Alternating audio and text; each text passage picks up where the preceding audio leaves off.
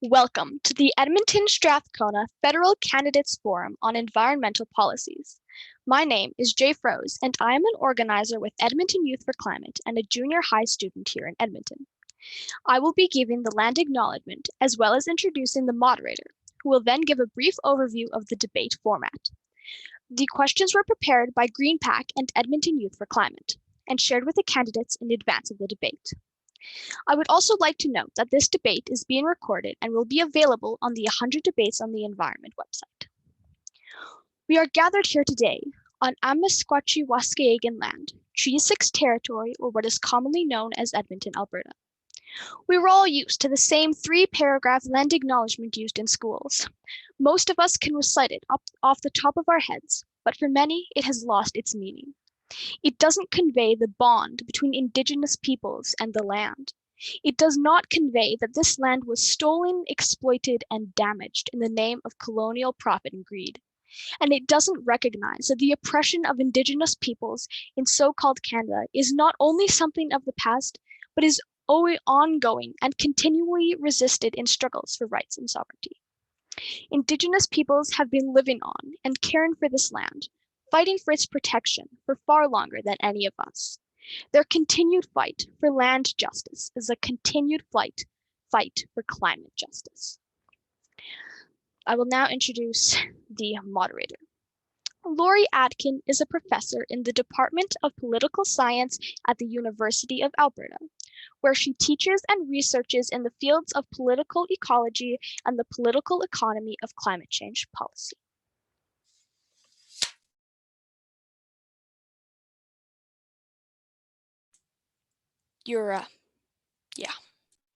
Welcome to the debate this evening, everyone. This debate was organized by Edmonton High School, Junior High, and university students who are active in the group Edmonton Youth for Climate. The debate is one of many across the country, organized with support from 100 Debates for the Environment, an initiative of GreenPAC. GreenPAC is a national nonpartisan organization that works to keep environmental issues front and center on the agendas of parliamentarians and the Canadian government. I'm grateful to Edmonton Youth for Climate for organizing and hosting this important debate, and I'm honored to be asked to moderate. There are 3 candidates participating in this evening's debate. Heather McPherson is the incumbent Member of Parliament for the Edmonton Strathcona riding, standing as the New Democratic Party candidate. Hiba Mohammed is the Liberal Party of Canada candidate. And Kelly Green is the candidate for the Green Party of Canada. The Conservative Party candidate in this riding declined our invitation to participate. Thank you all for agreeing to be part of the 100 Debates on the Environment. Forums like this one are important to creating the change we need. Citizens need to know what the candidates stand for and against, and what they will do if elected. This debate's purpose is to allow constituents the opportunity to hear the candidates explain their positions as well as their best policy ideas to address critical environmental issues. This is why the format takes the shape of a Q&A between Edmonton Youth for Climate and the candidates, rather than the format of a traditional debate in which the candidates would be arguing with one another. We would also like the candidates to go beyond stating what their party has done or will do. At least in your initial responses, we would ask that you avoid talking about what other parties are doing or not doing, because we want information from you about what you will be doing. Our debate is organized in 5 parts. First, we invite the candidates to briefly introduce themselves. They will have 1 minute each for that. Then we will ask them yes or no questions, for which they have 1 minute each. This is followed by a set of national level policy questions with 2 minutes each to respond. And then it does go on. Yes, it is a long a list of questions that we have for you, because next we will ask you to speak for 2 minutes each on questions that are closer to home, that is of more local concern to Albertans. And finally, we give each candidate 3 minutes for closing statements and rebuttals. Now, because of the short time frame, we will not have an audience Q&A tonight. At the end of the allotted time for your answers, candidates, you will hear our time's up signal. In the interest of fairness to all candidates, if you go over your time limit, we may be obliged to mute your mic. Okay, so behave and everything will go well. Thank you. And the order in which candidates will respond to questions has been chosen at random, and it will cycle throughout the questioning. And I will inform you after each question about who goes first, second, and third. So for the first part of our debate tonight, we would like to invite each candidate to introduce themselves, beginning with Heather McPherson, then Hibo Mohammed, and Kelly Green. You have 1 minute each. Heather. Thank you so much, Lori. And thank you to all of the young volunteers, all of the young people who brought us here together today. I remember in 2019 when we had the 100 debate at the University of Alberta, and it was in person. And I have to say, I miss seeing everybody. I miss being able to be in the same room as you all. I have been the Member of Parliament for Edmonton Strathcona for the last 2 years, almost 2 years. And I'm really proud of some of the things that I've been able to accomplish. I'm proud of the supports we got for Canadians during COVID-19.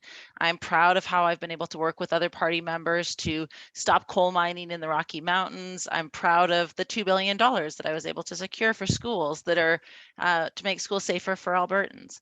I hope that you will see fit to send me back to Ottawa, because I think it's really important that we have people fighting for Alberta at all tables.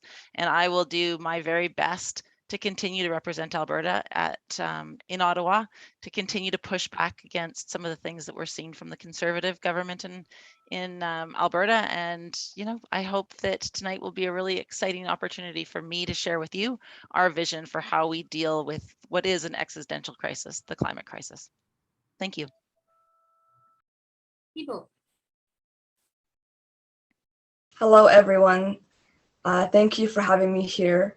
And thank you to all the volunteers and for everyone who planned and arranged this really amazing debate. Climate change and climate issues are incredibly important. So I'm really grateful that there's a separate debate specifically for this.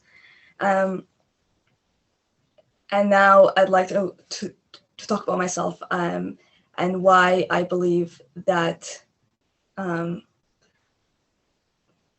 why I believe that climate change is also a social justice issue. Many of the people who deal with the most horrible effects of climate change are racialized people, people who are poor, and they are also the people who are least contributing to pollution. So to me, social justice, climate justice are incredibly important to me, and a just and fair and most importantly, a green transition are incredibly important to me. And it's also really important to send a member of parliament from the governing party back to Ottawa. That will give you a much stronger voice to have a seat at the table at that incredibly important caucus. Thank you. Thank you very much, Hibo. And Kelly Green. Hi, thank you all for coming to this, and thank you for inviting me. It's very exciting to be a part of this youth-driven initiative on the debate, and hello and greetings to Hibo and Heather. It's good to see you guys again. as you both were speaking, I couldn't help feel that, I couldn't help wonder if it wouldn't be so much better in our parliamentary system, in our democratic system, if all of us could go to Ottawa and represent our constituents here in this riding and work together and include the youth that are here so that we can really put together and put forward policies that are going to benefit them, and not just work on our own personal initiatives. That being said, of course, as the Green Party candidate, I would have a very, very strong voice with regards to climate action. I am taking a position that our party takes, which is to end the subsidies for oil and gas, move away from fossil fuel exploration, no new projects, no new pipelines, that type of thing. As the youth fully understand, many of you were probably out in the streets when a young Greta Thunberg came to town a couple of years ago. I guess it's almost 2 years ago to the day. And 15,000 people in the streets of Edmonton. It was amazing. You might see my son running around back here. I had him up on my shoulders videotaping the event for that day. It was amazing. But clearly what we've seen over the last few years is that the youth are ready to lead on this issue. And that's very exciting. I'm glad that you get it. We've got a lot of work to do ahead, obviously, with temperatures rising and CO2 also rising still in the atmosphere. We can expect that things are going to get worse. So I welcome you all to the climate change fight, and I encourage you to check out greenparty.ca and look at our exhaustive platform, not just our action on climate change. Thank you. And thank all of you. So our first set of questions concerns the links among the climate crisis, ecosystem collapse, and the prevention of future pandemics. COVID-19 has brought to light the links between the climate crisis, the human impact on nature, and the rise of global pandemics. Scientists generally agree that COVID, like SARS, Ebola, and nearly 3/4 of infectious diseases, originated in other animal species and spread to humans, in large part because of the pressures on these species brought on by land use changes linked to unsustainable consumption. These factors are also leading causes of climate change. We are asking 3 yes or no questions that each deal with immediate measures the government can take to address these interlinked crises. And please keep your answer to 1 minute or less for each question. This is the first question, and the order for this would be Ibo, Kelly, and then Heather. The question is, will you make it a priority to ensure that the Canadian government protects species at risk, meets its commitment to conserve at least 30% of land from industrial development, and protects freshwater and marine environments from pollution? Ibo. Yes, I will absolutely commit to that. And my party has already committed a 30% reduction by 2030. And we have invested $1.3 billion in 2018 and $3.3 billion in 2021. These investments will help double the size of the marine protected areas and protect land areas to a committed goal of 25% in 2025. Thank you. And next, Kelly. The short answer is yes. Next, Kelly. Oh, your answer is yes. Yes. Okay. My answer is yes. And a quick spoiler alert, also this will help folks. I'm in the hall and my Wi-Fi, sometimes it might drop out on me. So if I do drop out at a critical phase, all of my answers are yes. Okay. We were sent the questions beforehand. I'm pretty sure I'm a strong yes on all the answers. We need 100% protection of whatever wild areas are left. That includes our old growth forest out on the West Coast, our very fragile Northern Arctic ecosystem, which is warming up at 2 or 3 times the rate than the rest of the planet. And all of the beautiful zones that we have in our urban centers, in our rural areas, right? There's a lot that we can do to protect all those small areas and migrating species that move through them. So instead of having little islands of protected areas, we need to open up corridors so that wildlife can move again like it once used to. And there's a movement now afoot to degrowth our economies, right, and our expansion of civilization, and to rewild. So the areas that have been destroyed before, the earth has a very amazing regenerative capacity, and we use that capacity for our own benefit. And we plant things, right? We plant trees, we plant crops, we plant native species, and we regenerate the soil, and we improve the environment, and we create more habitat for the birds and the bees and all the insects that we need to keep us alive in this web of life. So yes. Great, thank you. And Heather. I don't think it'll be any surprise at all that my answer as well will be yes. You know, during my time in Parliament, I worked with, you know, amazing Indigenous groups, amazing folks from the NGO communities, ranchers, farmers, folks that are in the tourism industry that are working very hard to make sure that our SARA legislation is in place, and that it is strong, and that it is given the teeth that it needs to do the job that it needs to do. Now my big concern, of course, always is around whether or not we are holding the government to account when they don't meet those obligations. So if we have these regulations and these legislation pieces in place, and yet we don't have anything that will hold them to account, that's a problem for me, because we've seen SARA used very infrequently and very poorly across this country to protect our wild spaces and our wildlife. So absolutely, I will continue to commit to that. The NDP is committing to 30% of our wild spaces being protected by 2030. We'll continue to expand the Indigenous Protection Program. We'll continue to work to make sure that Indigenous, the IPCAs are protected and expanded as well. So I think I'm a yes, and a minute is not near long enough for how much of a yes I'd like to be on this one. Thanks. Well, we'll come back to that topic actually a little bit later. So the next question is, do you support a legislated plan to reduce Canada's greenhouse gas emissions by 60% over the 2005 level by 2030? And the order here is Kelly, followed by Heather, and then Hebo. Thanks, good question. If I understand the question correctly, will I support a 60% reduction by 2030? Yes. 100%, absolutely. I think that's the bare minimum that we need to do. When I was in The Hague in 2000 at the UN climate conference, COP6, they're going into COP26 in a few weeks. At COP6, the scientists were calling for a 60 to 80% reduction of CO2 emissions at 1990 levels. So if we're aiming for a 60% reduction, at 2005 levels, that is not enough. It's not going to do it for us. We need to have stronger goals. We need to knock out fossil fuels. We need 100% reduction in our emissions by 2030, by 2040, maybe 2050 at the very most.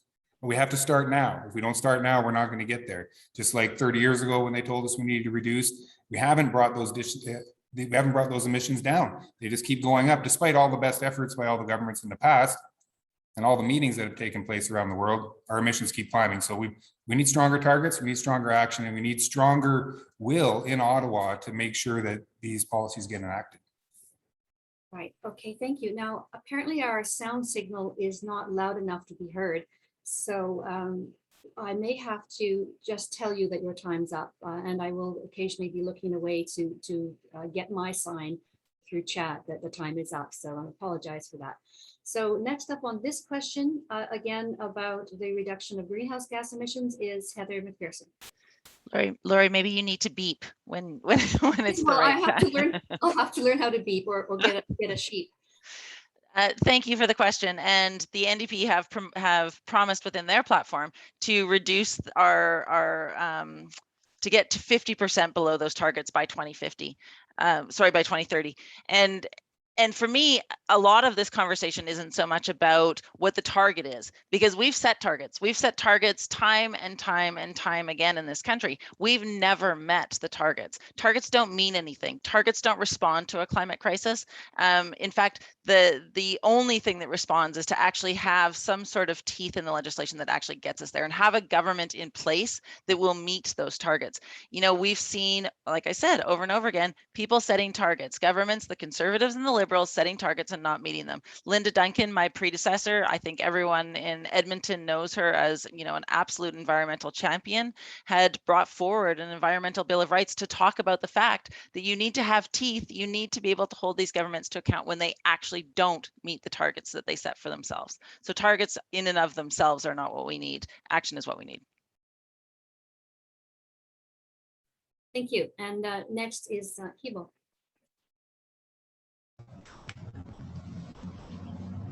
The Liberal government has done more to fight the climate crisis than any other party in Parliament. And we are committed to reaching net zero by 2050. We will do that by transitioning into a green economy, a just green economy. We will make sure that we have training for people to be able to transition into this green economy. It's really important to me to keep people's jobs and also to address the climate crisis. We will have a cap on oil and gas emissions, and we will phase out fossil fuels. So yes, I'm certainly committed to this goal. Thank you. Thank you. And then our third question of the yes and no set here is, will you push your party's leadership to end all government subsidies for fossil fuels? That's a pretty straightforward question. And the order here is Heather McPherson, Hibo Mohammed, and Kelly Green. Heather. Thanks for the question. Yes, absolutely. And not only that, it's vital. Sorry, can you hear me? So yes, the NDP have been calling for the end to the oil and gas subsidies for some time, of course. And for me, the more important piece of that is that those oil and gas subsidies need to be redirected to a just transition, to diversifying our economy. You know, Alberta is one of those places in this country that will require investment to diversify our economy. Absolutely, we should have started a long time ago. You know, Peter Lougheed said in 1972 that we needed to diversify our economy, and we did not. So we need to do it. But the funds that come from the oil and gas subsidies need to be invested in the just transition. They need to be invested in Alberta workers and making sure that our economy is absolutely diversified. Thank you. Hibo. Yes, absolutely. I will push for my party to end all these subsidies for fossil fuels. That is really, really, really important. We cannot keep on giving oil companies subsidies so they can keep on essentially like destroying our future. And I also believe that we should keep the investments into to cleaning up the orphan wells, and we should keep on investing into to transition to a just green transition. Thank you. Great, thank you all. Now we get to the next part of our debate, and the questions here. Laurie, I think you missed Kelly on that one, actually. Oh, I'm so sorry. Thank you for telling me. Good team solidarity there. Kelly. I appreciate that, Heather. Thank you. And once again, strong yes for all of these questions. I think it's great. I think this is already a win for the Greens and a win for the youth and a win for scientists, because now we see that the other parties are coming towards a position that the Green Party has had for many, many, many years. Let's take the money out of the things that are killing us and put it into the things that are going to help us. I think it's brilliant. However, we would be very much better off with more voices in Parliament that are going to help keep them to their promises, right? We've heard a lot of things before. As Heather's rightly pointed out, we've had a lot of targets over the years that we've missed. And what we haven't had is a lot of people that keep the government to their word, right? So we need more people like me to encourage them to keep up to their promises. And by moving the incentives into clean green technologies, which Hebo had mentioned, and also cleaning up the orphan wells. Excellent ideas. As we move the money away from the bad things into the good things, the capital, of course, behind that will come, and we'll be that much further towards transitioning our economy. So it is really quite simple. It's what our priorities are. It's what our political will is. And yeah, so strong yes. A lot of rambling, strong yes. Thanks very much. All right. Now, the next part of the debate covers different areas of concern. The candidates will have 2 minutes each to reply to each question, so a little more time for these questions. And these questions to start with are about a just green recovery from the pandemic, following the pandemic. So this is very much a follow-on from some of the comments you've just been making. So the first question here is, what for you are the core policy pillars of a green and just development path for Canada? What are the core policy pillars for this just transition? And the order here is Hebo, followed by Kelly, and then Heather McPherson.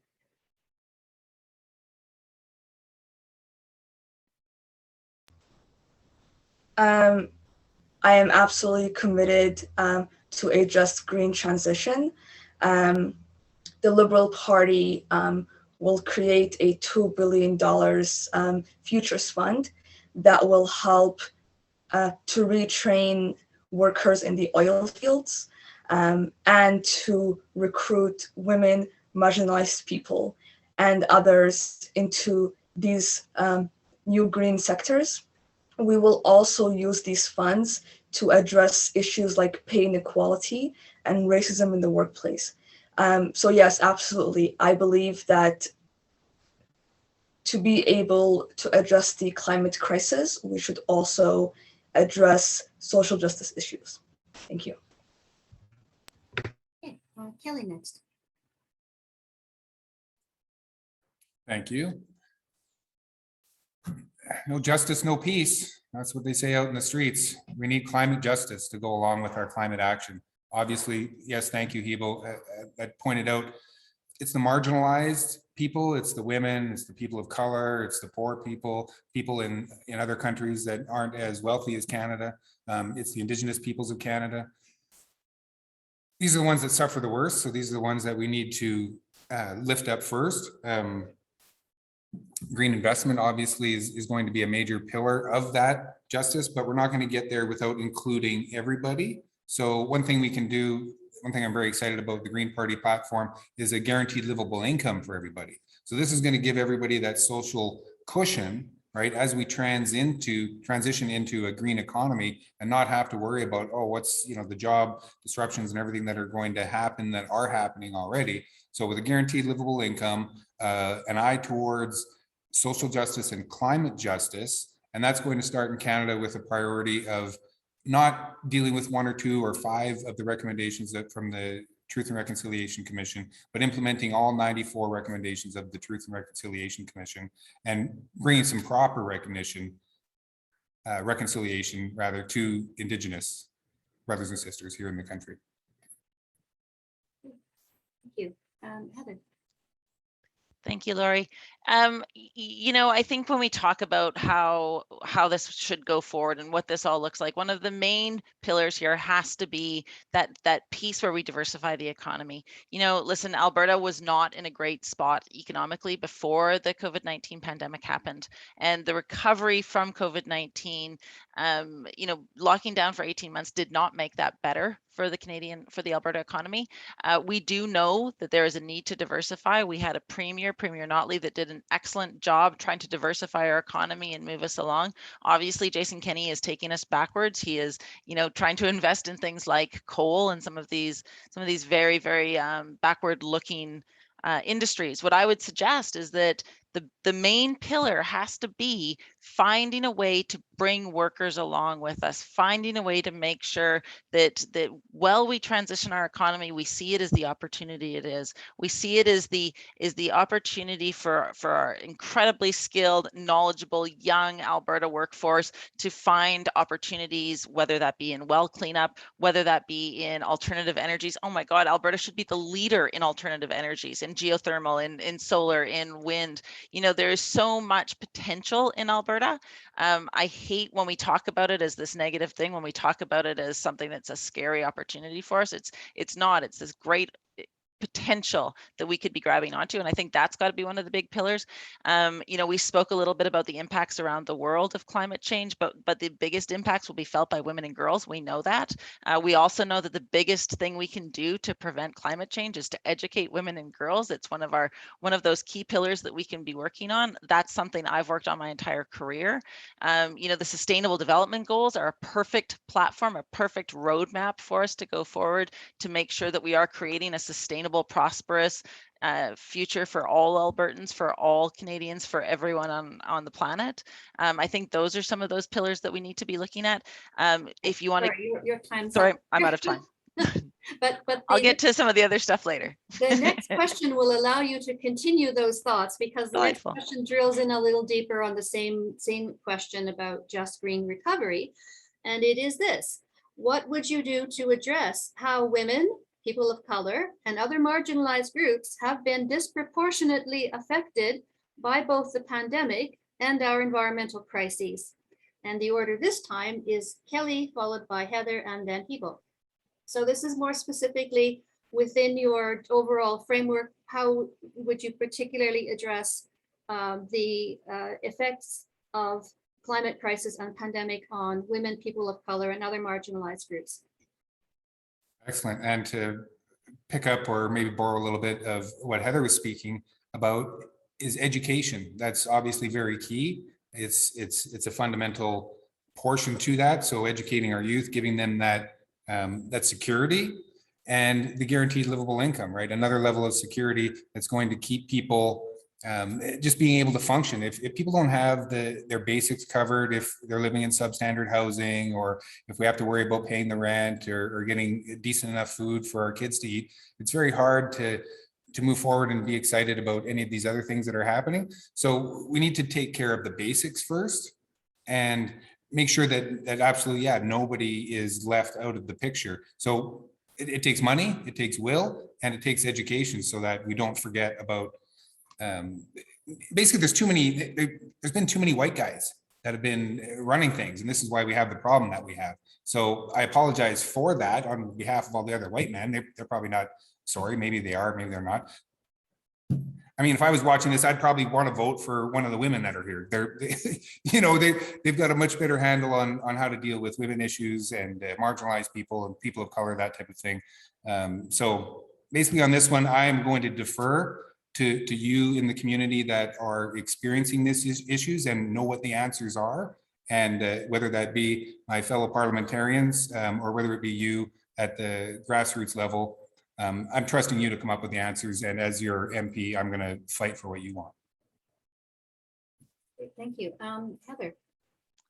Thank you. Yeah, we all know that the climate crisis has disproportionate impacts. We know that it disproportionately impacts BIPOC folks. It disproportionately impacts women and girls. It disproportionately impacts people in lower income countries. And we know that it disproportionately impacts Indigenous people as well. One thing I will say is that I wrote my master's thesis on the use of Indigenous knowledge in achieving sustainable development. And I honestly believe that has to be the solution. That has to be where we go, that we listen to people who are experts, who have been caretakers of the land, who have intimate knowledge with the ecosystems in which they have spent millennium or generations. So absolutely, Kelly's right. You listen to people, you listen to folks, you acknowledge that knowledge, you respect that knowledge, and you incorporate that knowledge in solution-based programming. That's part of it. but also making sure that when you are coming up with solutions, when you are working with communities on solutions, that those voices are at the table. Who is at the table is one of the most important things we can have. Making sure that the voices that are most impacted or the people that we're hearing from is vital. Often excluded, as Kelly mentioned. You know, I sit in the House of Commons. There is an awful lot of one type of Canadian, and doesn't look very much like the Canada that I see when I'm out in my community. You know, I had an excellent colleague from Nunavut, Mumlat Kakak, who speaks about what it means to be a Northern Canadian and the impacts on her people in Northern Canada. We should be listening to those voices. We should be incorporating their solutions into our solutions. It's vital if we're going to actually achieve true sustainable development. Thank you. And that last day we go to Hibo Mohammed. Yes, I absolutely agree that social justice issues, feminist issues, and the climate crisis and COVID are all important issues, and they're all interconnected. And one way I would deal with that as your MP is certainly listening to the communities that are impacted. It's incredibly important to be partners. It's incredibly important for the federal government to not speak down to people and to not dictate solutions. People who live in those communities should be able to have their voice heard and to have a seat at the table. And when it comes to the climate crisis and the pandemic and social justice issues, another way that we can address this is by addressing the social issues that exist in our society. One way to do that is obviously by addressing climate change through that $2 billion Futures Fund to help people transition and to address systematic issues as well, and childcare, empowering women, giving women the ability to have the home life that they want, but also the career and the free time they want is incredibly important. From my experience, you know, when my family and I were very much struggling financially, I did not care much about the environment. I had to deal with my day-to-day issues. That was much more pressing to me. Now that I am much better off, you know, I do care about the environment because I'm able to look beyond my day-to-day needs. So yes, you know, absolutely addressing people's basic needs is incredibly important, and addressing the recession that we find ourselves in right now is incredibly important. Thank you. Thank you, Ibo.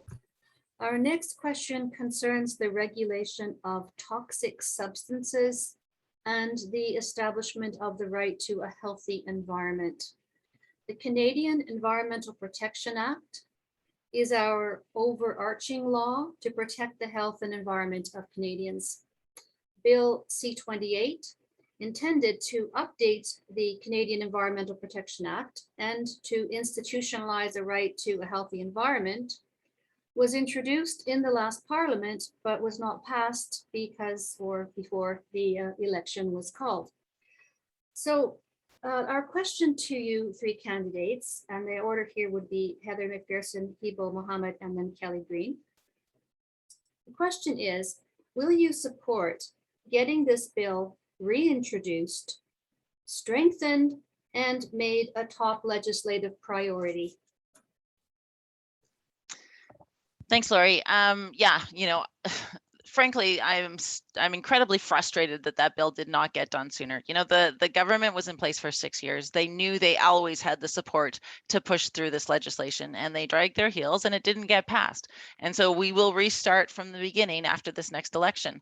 This is vital. This is vital legislation that needed to go past. I'm incredibly proud of my colleagues, Laurel Collins from Victoria, Taylor Backrack from Northern BC, who worked so hard to make this bill better. It was flawed legislation. legislation when it was brought forward. The NDP will continue to push to make it better. I know that Linda Duncan, again, I'll just say, has tried so hard to get this moved and to get this done, to have this strengthened while she was in office. And so absolutely, I will commit to making sure that this is strengthened, and move forward. You know, there is a lot of things that maybe out from the outside you can't see, but basically bringing forward legislation right before you call an election yourself is a very, very cynical move. You know, this could have been brought to the House. It would have been passed with the support of the NDP 100%, and it was not done by the Liberals. So this is the problem, is that the commitment to actually getting the legislation fixed is not there. So we will continue to push. I know that the critics within the NDP, our entire party, is pushing for this to be stronger and better, and we'll keep fighting for that. Thank you. Well, people, you're up next, so you can respond to that. I would absolutely reintroduce this law. I think that, you know, my party introduced a bill to strengthen the act that governs most toxic chemicals. When passed, you know, this would enshrine the right to a healthy environment in federal law. This would also commit requiring that consumer products like cosmetics and cleaning products give people the right information to allow people to make better, healthier choices, but also to let people know when there are pollutants in those. So yes, this is a great legislation, and I would reintroduce it. Thank you. Thank you. And lastly, Kelly. All right, thanks. I haven't read the legislation yet, but it certainly sounds like something I would support. I feel that there would probably still also be room for improvement, and I would look forward to working on that bill. Campaigning against toxics. I mean, toxics in our environment, that's a keystone issue that goes back to the beginning of the modern environmental movement in the early 1970s, late 1960s, with the writing of Rachel Carson's famous book, which title escapes me now. Oddly enough, I campaigned against the Swan Hills hazardous waste. Sorry? Rachel Carson, Silent Spring. Silent Spring. Silent Spring. Thank you very much. So I campaigned against the hazardous waste treatment center up in Swan Hills. And although it wasn't a thesis because I was at college and not university, I did use that exercise as my final video project. So I created a documentary about the toxicity of the Swan Hills hazardous waste treatment plant. And I worked very closely with the Indigenous First Nations up in Sucker Creek and Grand Chief from there to raise awareness on the issue. And ultimately the hope was to get it stopped. So having toxins in the environment, bad. Having laws that prevent toxins from getting in the environment are good. I'm 2 thumbs up for working on that and working with anyone else in Parliament or out of Parliament who's going to reduce that danger to us. Thank you very much. Okay, now we're moving on to something again related. Everything here is related, of course. We're just trying to shift the focus to allow you to focus on different aspects of your policies and positions. Indigenous peoples play a critical role in environmental solutions and are often on the front lines of struggles to protect biodiversity and a habitable planet. So our first question of 2 here on policy towards support for Indigenous rights is this.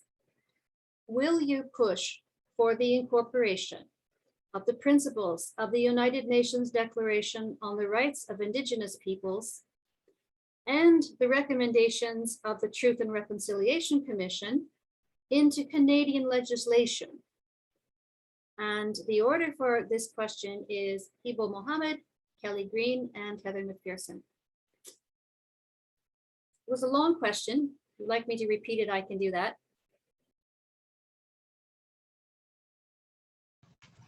Thank you for that question. You know, it's really important for the government and all governments to partner with Indigenous communities. For far too long, Indigenous communities were dictated to, and treated in a very infantilizing way, and I don't agree with that. Partnerships, equal partnerships, are incredibly important to me, and nobody understands the needs of communities better than the people who live in them. And when it comes to UNDRIP, my party, yes, we passed UNDRIP. We also have allocated $31.5 million to implement UNDRIP. So, I'm really, really happy about that. And I would also say yes, that I would implement the TRC cause of action as well. That was an incredibly important commission, and that is something that I always look onto, and I want to make sure that those principles are implemented. Thank you. Thank you, Yvonne. Next would be Kelly. Thank you. Good question. Yes and yes are the answers. I would support UNDRIP and absolutely support the implementation of the recommendations, all 94 of the recommendations from the Truth and Reconciliation Commission. We also need to enact and work on the recommendations that come out of the Missing and Murdered Indigenous Women and Girls report. And we also need to take it even farther than that. We need to start allowing Indigenous to have their land back, where that is where they're asking for it, right? These are treaties that we made nation to nation. The entire province of British Columbia almost is untreated land, right? So we need to respect the Indigenous people there. We need to stop having resource extraction on their lands, running pipelines through them and clear cutting the forest when they don't want that. And we need to respect them as they respected us, nation to nation, make a treaty. We need to live up to those treaties and do what we can to ensure that they're able to use their knowledge for themselves, for their nations. Thank you. And lastly, we go to Heather McPherson. Thank you, Laurie. Listen, I have to say, and I know I'm being the most political on this panel right now, and I do apologize, but there is one party that did not support UNDRIP in the House of Commons. I was in the House of Commons during that vote, and the Green Party supported it, the NDP supported it, the Liberal government supported it. There is one party, and they are not at the climate debate. And so I think this question in and of itself is about the fact that one of our major parties in this country does not support the principles of UNDRIP, and we need to call that out, and we need to recognize that that's dangerous. So absolutely we support the principles of UNDRIP. I have been pushing for Canada to adopt UNDRIP for a very, very long time. The Truth and Reconciliation Commission, those 94 calls, absolutely, because you know what, that's the roadmap. That's the roadmap that we can take, that we have been given to have true reconciliation. We also have to expand and increase the number of Indigenous protected areas. We also have to make sure we're working with the Indigenous Guardianship Program and expanding that.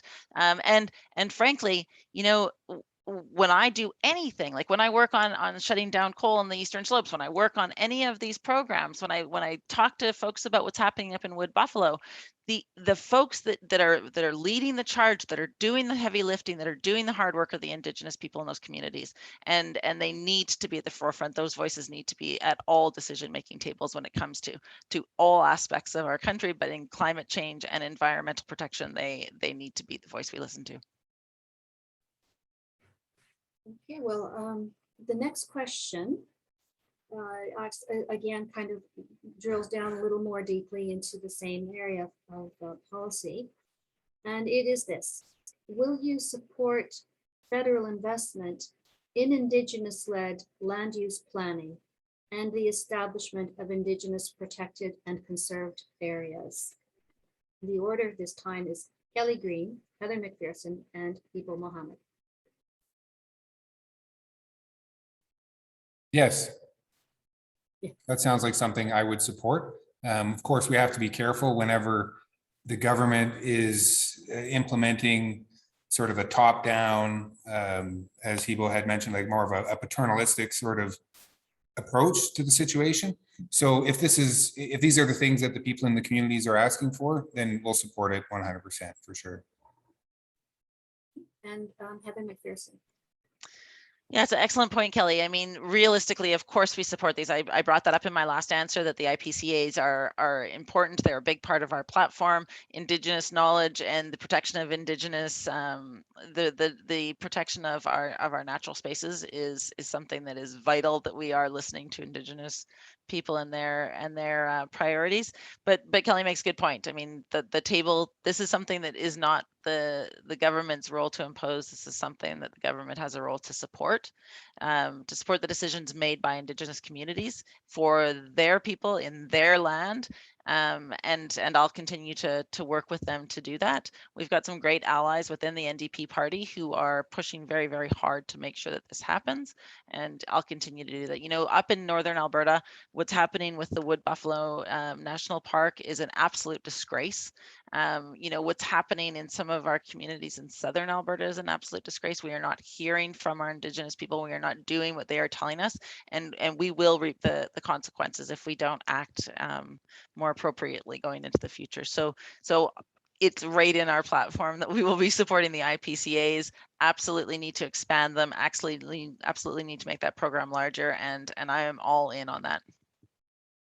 Thank you. And Hebo, you get the last word on this question.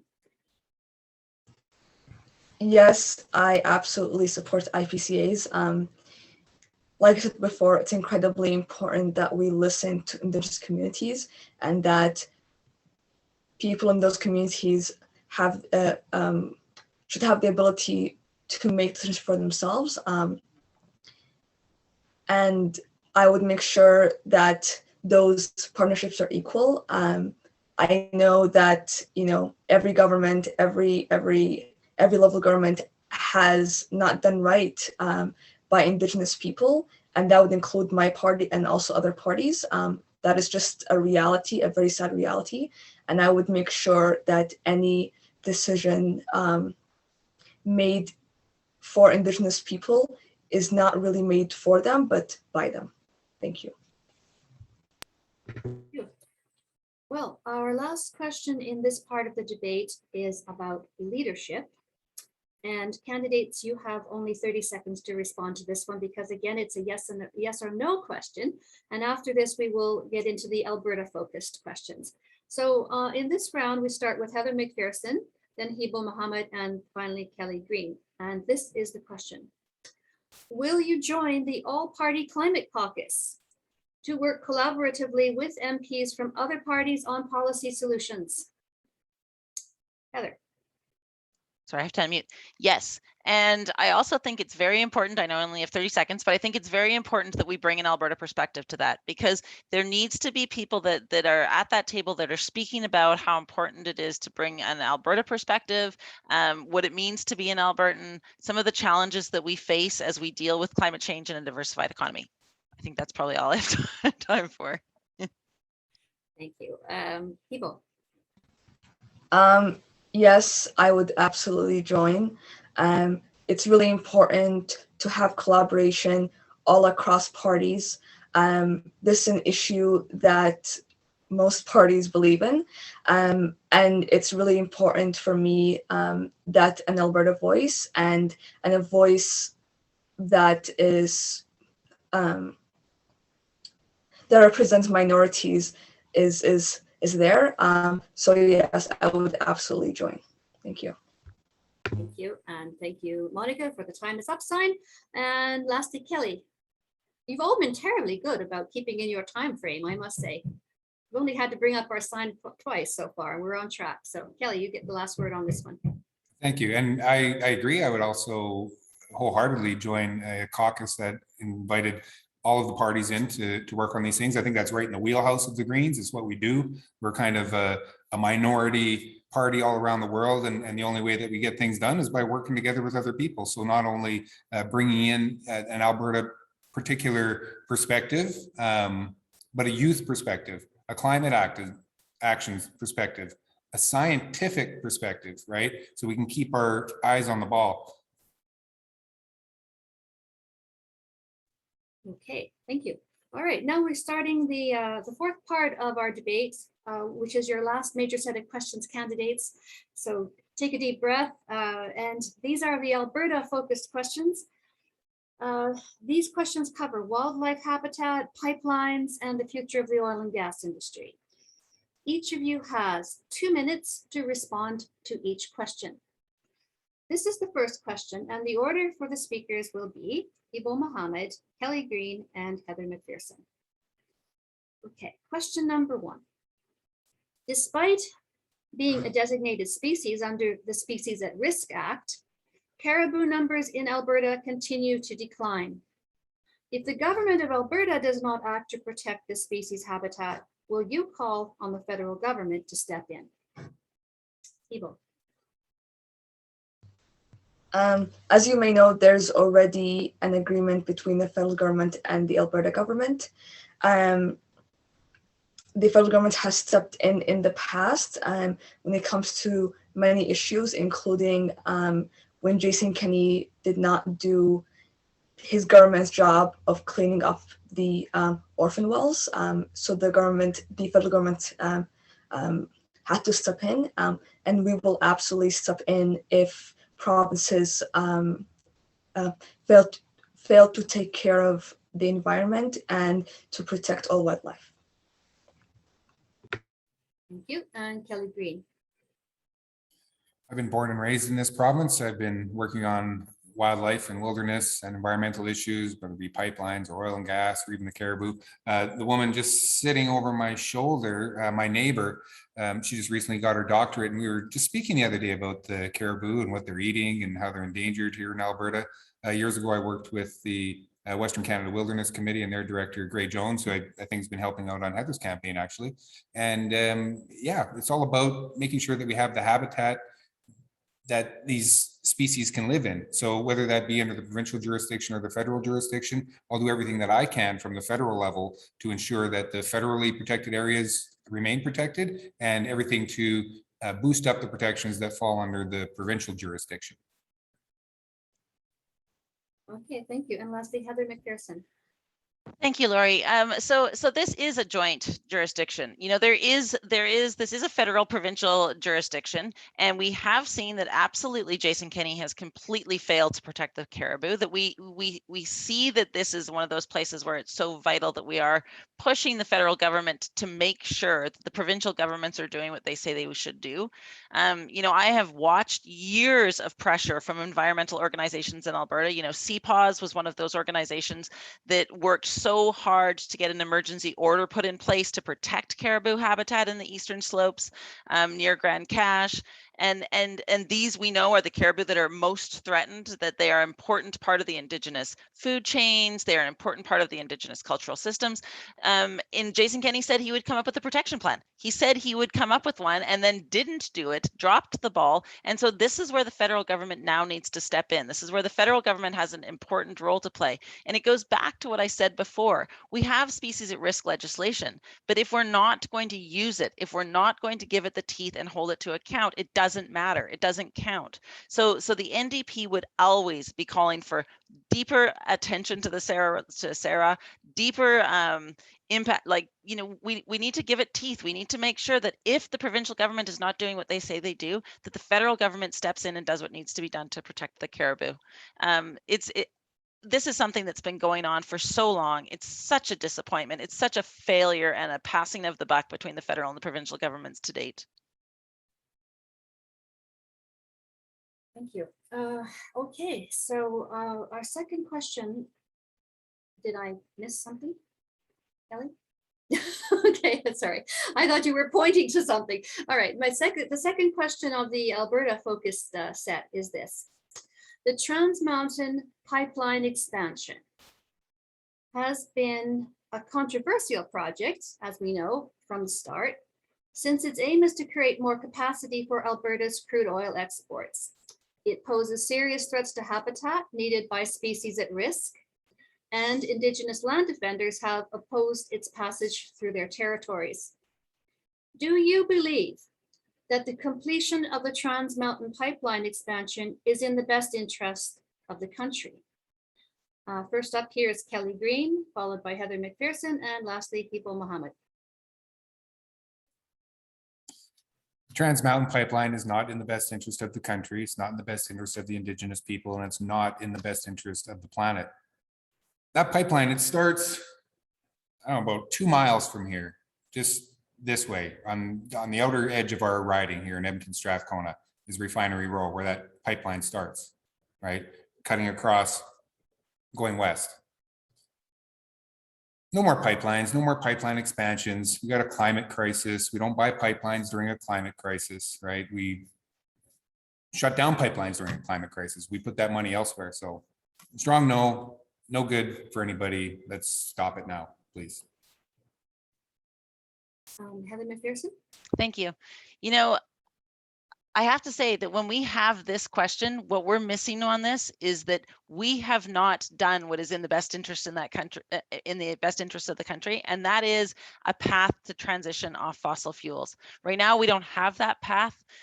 We don't have the ability to diversify our economy, or the ability to do what we need to do.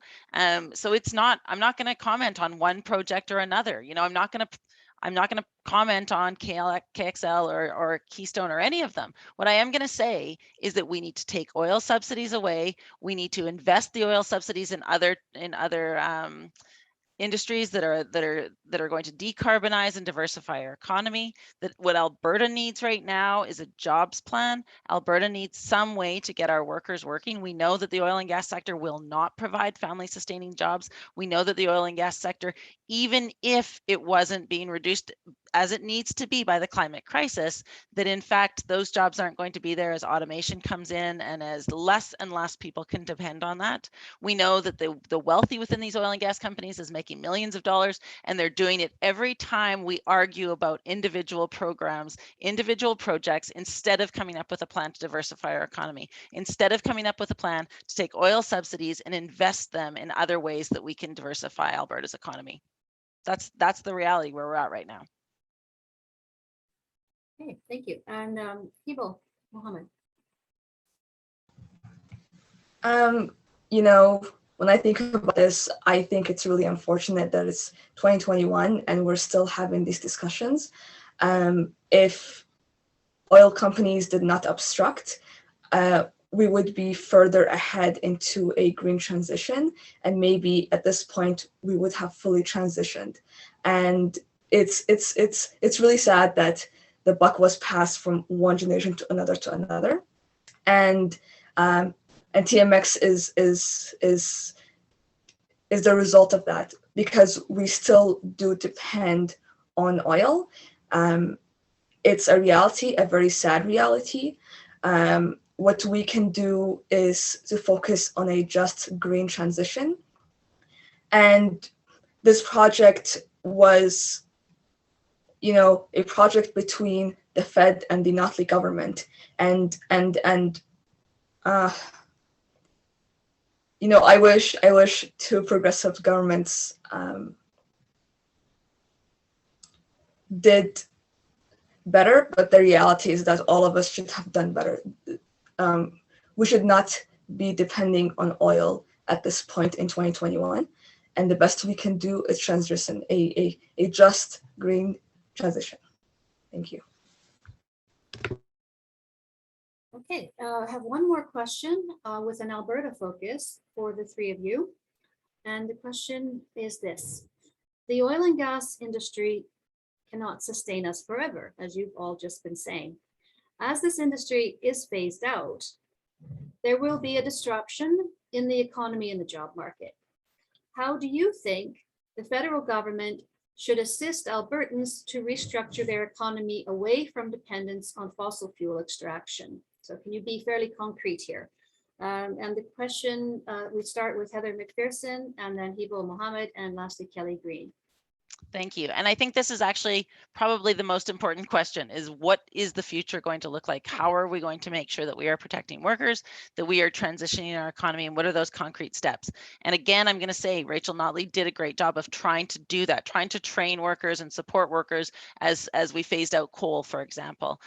We need to see coal completely gone and shut down. That should not be a fuel that we are using at any point. We also need to see, investment in our universities, investment in our post-secondary institutions as we retrain and reskill our labor force. We need to be investing in infrastructure, and the federal government has an important role to play here. Alberta has contributed to Canada for a very long time. We can all be extremely proud of that. The oil and gas sector contributed to to Canada for a very long time. But we are going to need investment. There is going to need to be federal investment so that we can diversify our economy, that we can change our economy. We need to build infrastructure. We need to retrofit our homes and our buildings. All of the skills that we have as within our oil and gas sector can be used on some of these jobs and should be used for that. We need to make sure that our oil wells are cleaned up. Obviously we would prefer to have the companies clean those up by themselves, but we will insist that those also are cleaned up and also uses the skills that our workers have. Geothermal technology is another excellent possibility on what we can do. But again, I'm going to just reiterate, this incredible opportunity. We have an opportunity that has come at this moment because of COVID, because of a number of things happening, where we have a chance to redirect our economy. We have a chance to look at what the future could look like. COVID showed us we can turn on a dime. If we need to, we can turn on a dime. This argument we've been hearing over and over again from liberals and conservatives that it's too onerous, it's a big ship to move. If there's the political will, we can do it, and we can get Albertans working. We can make this a prosperous province for everyone. That's what I'm going to be fighting for. That's I think the priority, the number one priority as we go forward to deal with the climate crisis. Thank you. Okay, Hilo Mohammed, you're next.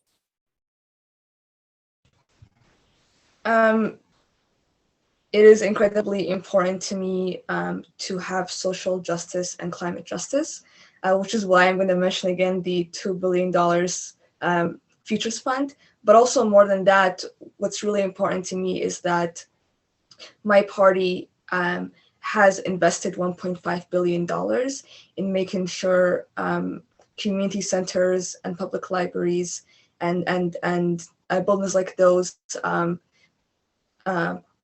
are like retrofitted and made energy efficient. Something else that I guess from my point of view, I'm an artist and I feel like there's a lot of untapped potential there. I think there's a lot of ideas that have not been explored. We should really use our creativity, all of the tools that we have, all the passion, all of the culture that we have to find ways to diversify. And I don't want us to transition into one industry. That's not going to help us. It would be incredibly short-sighted. I really would like to see the future of Alberta to be incredibly diverse people and diverse jobs and diverse sources of income. Thank you. Thank you. And Kelly Green last.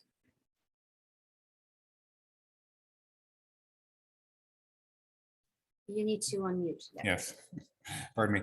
Thank you. It's going to be a bumpy ride for sure. The people that control the oil and gas industry are not going to let us get off the oil and gas very easily. They're going to hold the workers hostage, which they've been doing for decades. And this is the common refrain. Anyone that's worked in the environmental movement and you try and make something or protect something, oh, well, we can't do that because what about all those jobs, right? We can't shut down the oil and gas industry because we have all those jobs. The oil and gas industry doesn't give two farts about your job, right? They're wanting to put the money in their pocket. They don't care about your job.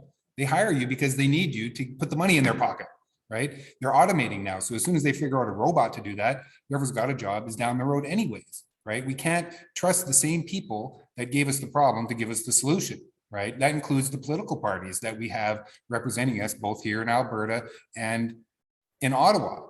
So we need a total redo and a rethink of what we're doing. Now, how are we gonna do that for Alberta? Well, we're gonna take the money away from giving it to the oil and gas industries and put it into clean and green technologies and efficiencies and conservation. And as the federal money flows, so will the private investment. It's disingenuous to say that, oh, well, we can't take a stance on a pipeline because there's no plan to move forward. Yet in the same next sentence to say, oh, wow, yeah, we need vision and a plan, and we're going to do all these great things.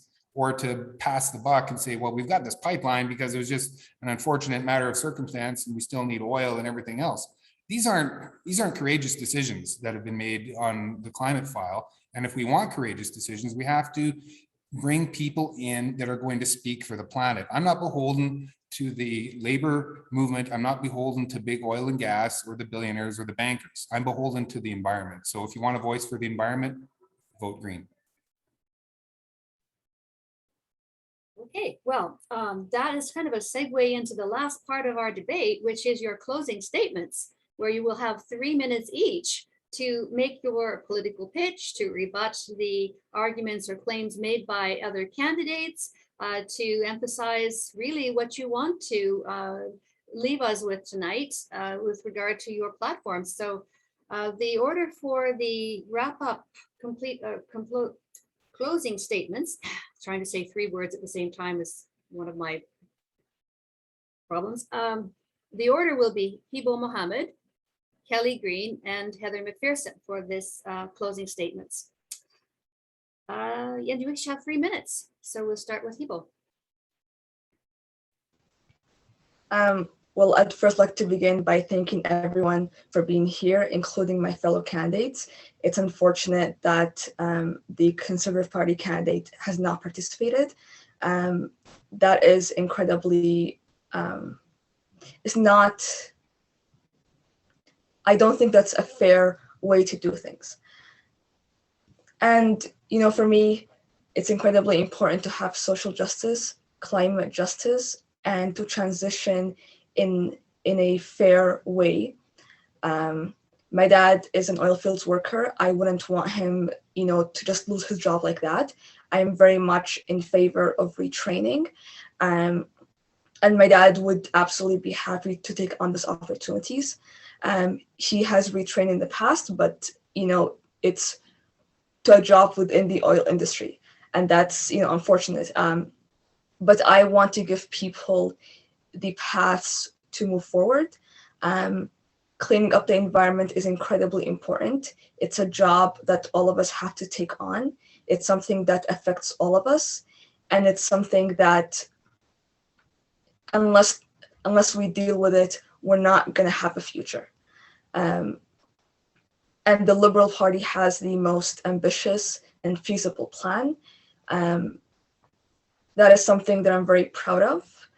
I am very proud of our plan to have the $2 billion Futures Fund to allow people to retrain and to address systematic issues with that exist within the oil industry, to make sure that sexism and racism do not make its way to our new green workspaces. And I would ask you to think about your future and to think about the reality that having a member of parliament from the governing party gives you a much stronger voice. So thank you all for being here. Vote Liberal, vote for me. Thank you. Thank you, Hibo. And then we go to Kelly Green. Thank you. Thank you, everybody, for participating and for attending and for inviting us and for viewing at home.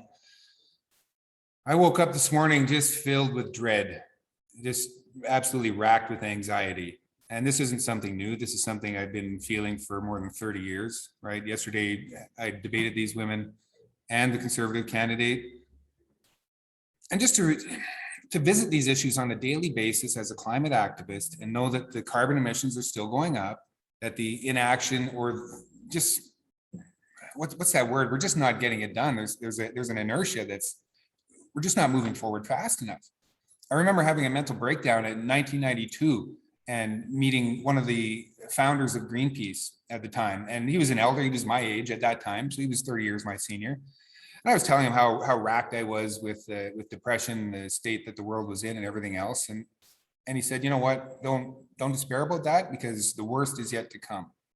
I thought, well, geez, that's pretty cold. That's pretty sick, man. Like, why would you, are you trying to cheer me up? But he was right. Bob Hunter, he's dead now, but he was right. The worst is yet to come and the worst is coming and it's still coming. And the kids, my son, 11 years old, he's growing up in this in an already changed world, right? What's it going to look like to him? We went through how many weeks of plus 30-degree temperature? It hit friggin' 40 degrees here that one day. It's unprecedented, right? I didn't have to wear a long sleeve shirt for 7 weeks in a row at any time of day or night. This is unprecedented. And again, we're just at the beginning, okay? So as fun as politics are and as fun it is to watch Parliament bounce back between red and blue, red and blue, red and blue, and nothing ever really get done, right?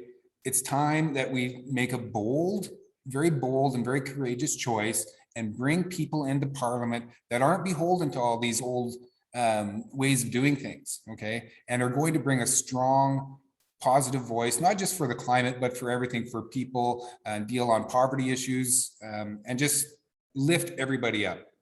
So I'm tired, I'm depressed, I'm anxious. The planet is on fire, right? And here we are, you know, we're trying to steal a couple of votes from each other in hopes for getting into the Parliament.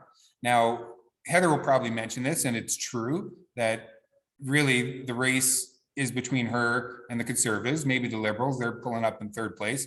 I'm polling a dismal fifth place. I'm even behind the Nazi Party of Canada, or what are they called? The People's Nazi Party of Canada, right? So I'm not even polling as well as them. So it's fairly embarrassing for me as an individual to be polling less than the racists in this country, but it's not too late, right? We've got 10 days, 11 days until the election. I encourage you all to park a vote with the Greens, right? She's got a great lead. It's not going to hurt her campaign. She'll probably still get elected, but the more people that vote for me, it's going to send that strong message, and it's going to help elevate Greens across the country so that one day we will be able to form government, or at least the opposition of government. Thanks. Thank you, Kelly. And lastly, Heather McPherson. Thank you. Well, and I also want to thank everybody for organizing this event. Kelly's right. We should all be talking about the climate crisis. This should be the thing that all of the debates are about, that we are all discussing. And I have to tell you that the plan that we're bringing forward, I'm really proud of. It puts workers at the center. We all know in Alberta, but anywhere in the world, that if people can't feed their children, if they can't meet their needs, they don't have the luxury of caring about the climate 10 years, 5 years out. I'm quite proud of the work that I've done in Parliament as your member of Parliament over the last 2 years. I'm incredibly proud that I was able to work with some of the most amazing people in this province to stop coal mining in the Eastern Slopes. I will continue to work with those folks and do everything I can to amplify their voices and make sure that their concerns are heard in our House of Commons. I, as many of you will know, am the only one of 34 members of Parliament that is not Conservative. It is, as Kelly said, very much a race between myself and the Conservative candidate in this riding. And I will say that not a single one of those other members of Parliament have said anything about coal mining. You know, they represent a party that doesn't recognize climate change. They are taking Alberta down the wrong path. And I know that Alberta is filled with strong, progressive folks that want to see us looking to the future, that want us to be leaders in renewable energy, leaders in a carbon-free economy, and we can be. That is the future Alberta could look towards, that we can have. We need to elect representatives that will continue to fight for that, that will continue to work for that, that will continue to work with anybody who is willing to pull in the right direction. I feel I am that person. I feel like I'm here to do what my constituents and what all progressives across Alberta have asked me to do. I hope that those of you that are watching tonight have heard some of the ideas that we've been putting forward. I want you to know that my door is always open. I always want to hear more from folks. I want to meet with everybody. I want to be able to talk, particularly to young people. My goodness, it's so impressive, the questions that the young people came up with today. They're the ones that are going to be living with the repercussions of our decisions. So we are building a world so that there is something for our young people, so that there is a healthy ecosystem, that there is a prosperous future for them. And that's vitally important to me. I'm a mother of 2 children. That's something I'm going to continue to keep fighting for. And yeah, I hope to have your support on the 20th. And you can start voting tomorrow. Tomorrow through the 20th, there's voting options. So regardless of who you choose to vote for, please, please, please take your democratic right, your democratic responsibility very seriously and vote. Have a great night. Thank you. Well, this concludes our debate. I want to thank you, candidates, for taking the time to answer our questions. You are good examples of democratic practice to show up and to respond and to be accountable to your constituents. Thank you to all the citizens who joined us tonight to learn more about the candidates' positions. And thank you again, Edmonton Youth for Climate, for organizing and hosting this debate, and especially Jay Froese, Claire Morrison, and Monica Figueroa. You did a great job organizing this event. And finally, be sure to vote on September 20th or before. Last but not least, we would like to thank Dr. Lori Adkin for moderating tonight. Thank you and have a good night.